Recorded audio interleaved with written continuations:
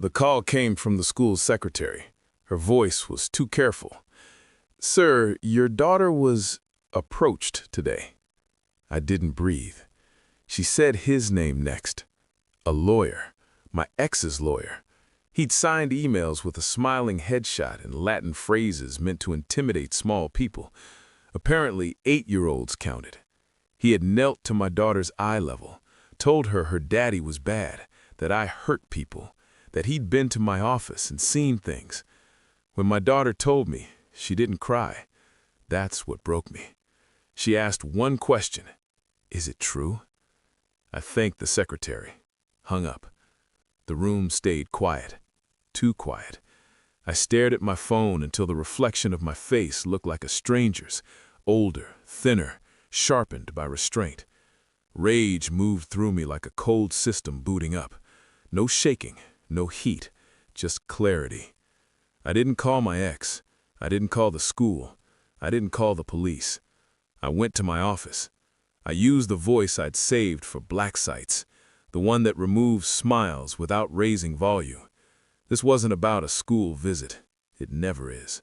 This was about control, about rewriting history while pretending it was law. My ex had been doing that since the divorce. Soft lies at first, little edits. I was busy. I was distant. I was dangerous. Now she'd upgraded to using our child. Her lawyer was just a courier. I remembered the settlement meetings, the way she'd cried on cue, the way her attorney watched me, not her, measuring, cataloging, waiting for a crack. I hadn't given him one, so he made one. I replayed the past few months with surgical patience, the sudden motions for emergency custody reviews, the anonymous complaint, the false wellness check, all filed within hours of each other, too coordinated to be fear, too precise to be emotion. This was a campaign, and campaigns leave paper trails. I opened folders I hadn't touched since the divorce, emails, voicemails, bank timestamps. A pattern emerged. Her support system had been funding the pressure. Her new family, her new name, her new mouthpieces.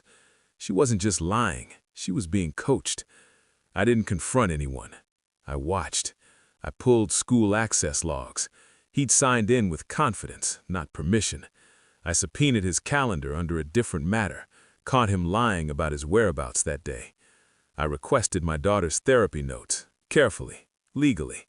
They showed a new phrase she'd started using: "Daddy hurts people." Words don't appear by accident.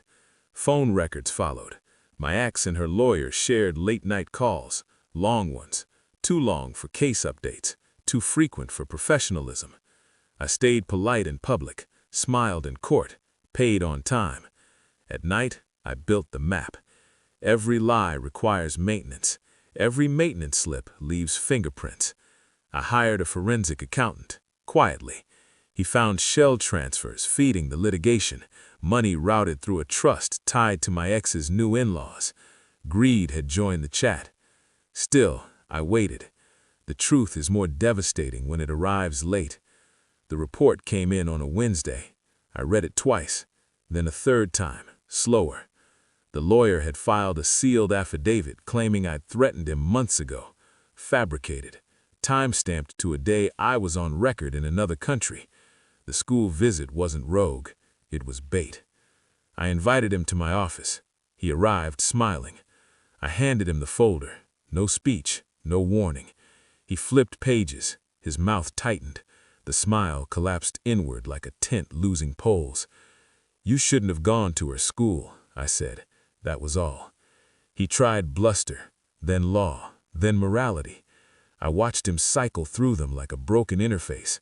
I stayed still. When he finally stopped talking, the room felt cleaner. The call from my daughter-in-law came that night. "If you want to join Thanksgiving, come wash the dishes," she shouted, laughter spilling over the line like entitlement. I replied, "Enjoy." Then I sent the photos. My villa in Switzerland, the snow line cutting the windows, the terrace, the deed summary, the trust addendum. 71 missed calls followed. I forwarded the forensic report to the Bar Association, then to the judge, then to the school board. The lawyer was suspended pending investigation. My ex lost standing in court within a week. Her funding evaporated when the trust froze. Her new family stopped returning calls. No shouting, no threats, no spectacle, just gravity. I picked my daughter up from school myself. I knelt to her eye level. "Adults sometimes lie," I said, "but I don't." She nodded. That was enough. I walked away from the rest. The lawyer faded. My ex became paperwork. The noise died when it realized it couldn't hurt me anymore. Control isn't loud. It's knowing when to speak and knowing when to let silence finish the job.